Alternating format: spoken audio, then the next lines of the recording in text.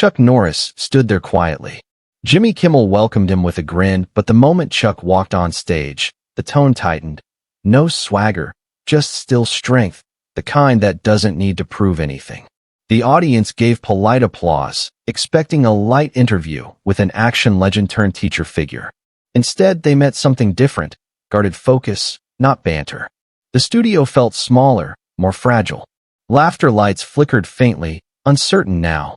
Viewers leaned in, sensing an undercurrent, no longer here for celebrity stories, but the beginning of a confrontation.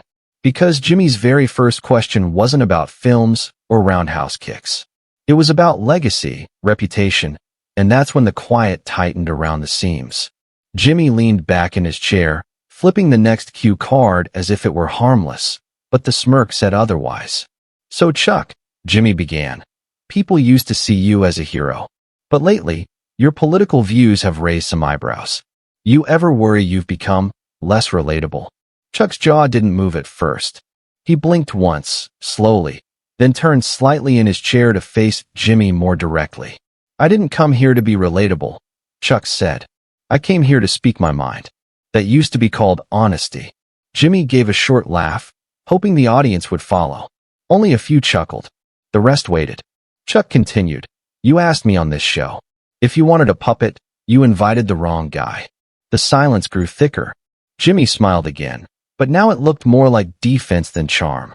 "Well," Jimmy said, "don't you think your comments about, let's say, American decline, sounded a bit extreme? You said, our culture is losing its soul. That's pretty heavy for a guy known for karate and cowboy hats." Chuck didn't flinch. "It's heavy because it's real. I've spent decades on film sets watching people cheer for the idea of standing up. Now they mock it. They mock faith, discipline, tradition. You want entertainment? I gave it. But I also lived a life. And this country is veering off a cliff." Someone in the audience clapped once. It was hesitant. Alone. Jimmy tried to pivot. "I mean, people change, right? Culture changes. Isn't that part of progress?" Chuck shook his head. Progress is building something, not tearing it all down. The tension was now beyond comedy. The crowd shifted in their seats. Some leaned in. Others folded arms. The producers backstage started whispering behind the control board. Jimmy pushed again. "So if someone disagrees with you, Chuck, are they part of the problem?" Chuck stared at him. "If they're silencing others? If they're shaming people for raising concerns? Then yeah, that's not disagreement. That's bullying in a new uniform." Jimmy's voice was thinner now. "A lot of people think your comments sound divisive." Chuck said, "A lot of people are afraid of truth when it doesn't come with a laugh track."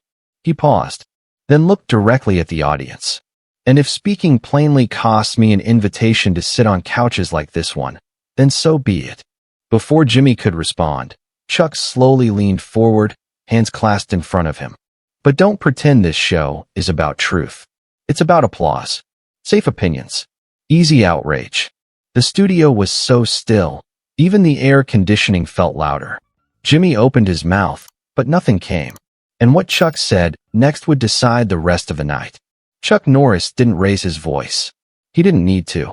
The weight of what he said settled over the room with more force than any kick ever could. Chuck said, "You brought me here to talk about my career, but you turned this into a cross-examination. That's not an interview. That's a trap with commercial breaks." Jimmy laughed nervously. "Come on, Chuck, it's just a conversation." Chuck cut him off. "No, it's a performance. And I'm done playing a role." Jimmy shifted in his chair, the smile on his face frozen like a cracked mask. "Look," Jimmy said, "if you're going to accuse me of something." "I'm not accusing," Chuck replied. "I'm exposing. This isn't about me.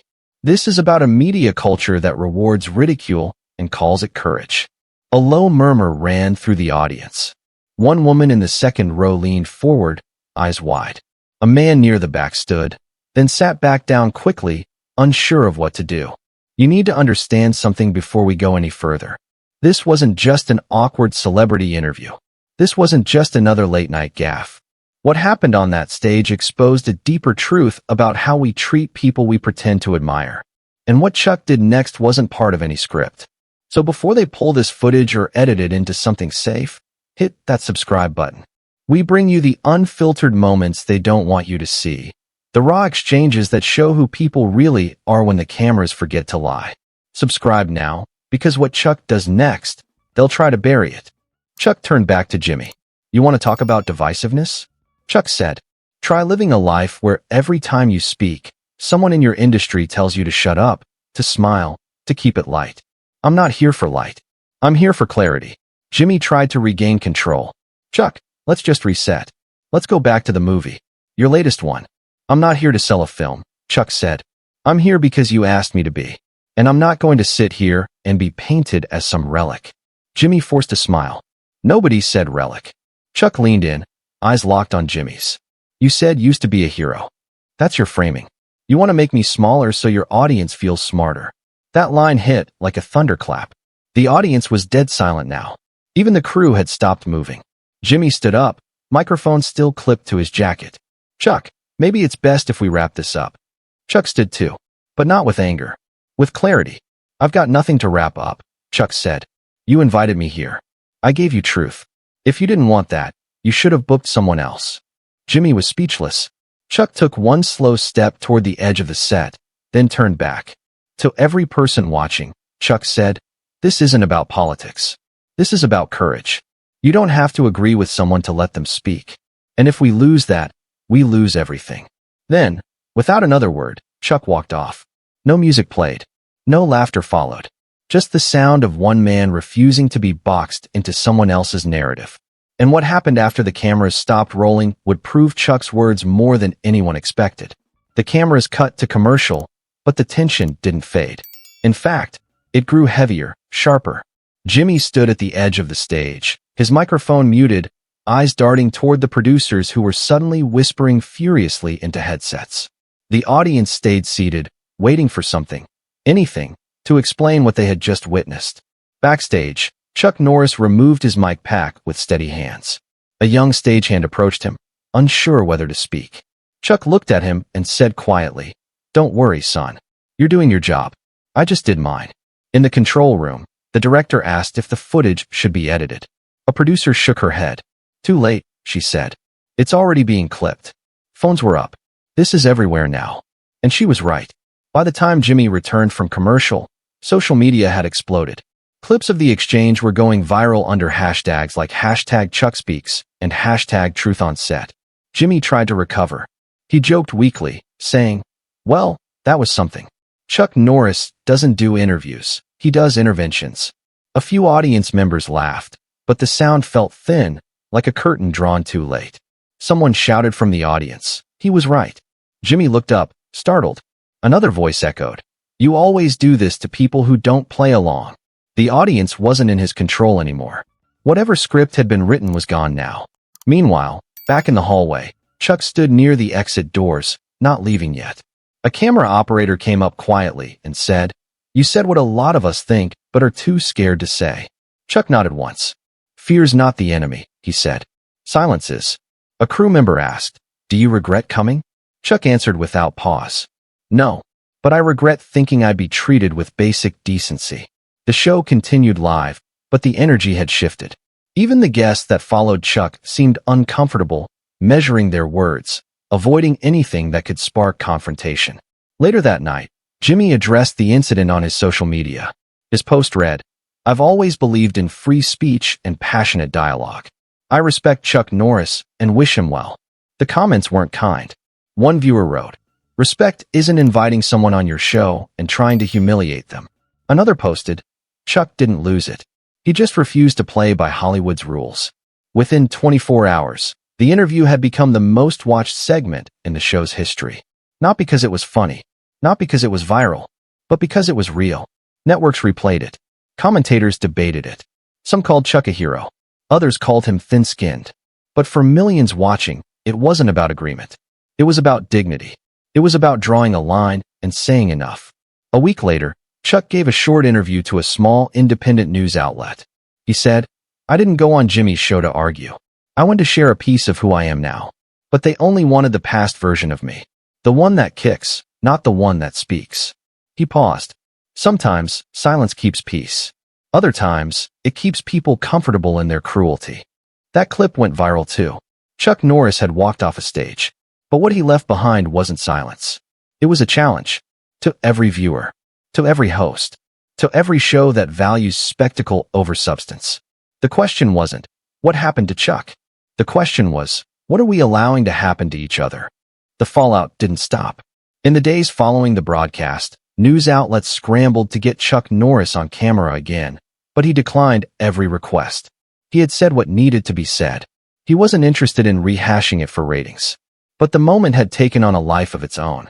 Clips of the confrontation were being used in classrooms, in leadership seminars, in discussions about how men, especially older men, are expected to behave under pressure. Some called it a masterclass in composure. Others saw it as a reminder that you don't have to shout to be heard. You just have to speak the truth without flinching. Jimmy's show issued a vague statement a few days later. It said, "We regret that the interview with Chuck Norris took a turn. We always aim for respectful, open conversations." But no apology came. And Chuck didn't ask for one. He had never needed Hollywood to validate him. In Texas, where Chuck lived, a mural appeared on the side of a martial arts gym. It showed him not in a fighting stance, but simply standing still, eyes locked forward, with the words, "Dignity is strength." It wasn't about politics. It wasn't even about fame. It was about one man, with decades of success behind him, choosing not to be humiliated for entertainment. It was about one man refusing to laugh along when the joke was on his pain. And it hit a nerve. Because for millions of viewers, Chuck's choice echoed their own silent moments. Moments when they had stayed quiet to avoid conflict.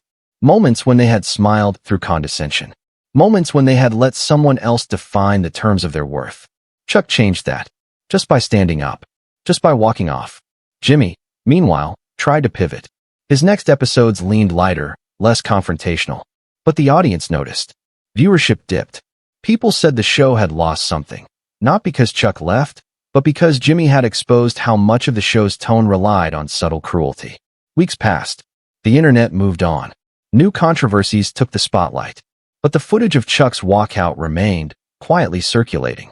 It showed up in quiet corners of YouTube, in forums, in private messages passed between sons and fathers, between coworkers, between people who had been told to laugh it off, smile, and stay small. Then one night, months later, Chuck appeared on a podcast. No cameras, just his voice. The host asked, "If you could go back to that moment on Jimmy's stage, would you do anything different?" Chuck paused. He said, "No, I'd still walk. But maybe I'd walk a little slower, so they could feel it more." The host laughed.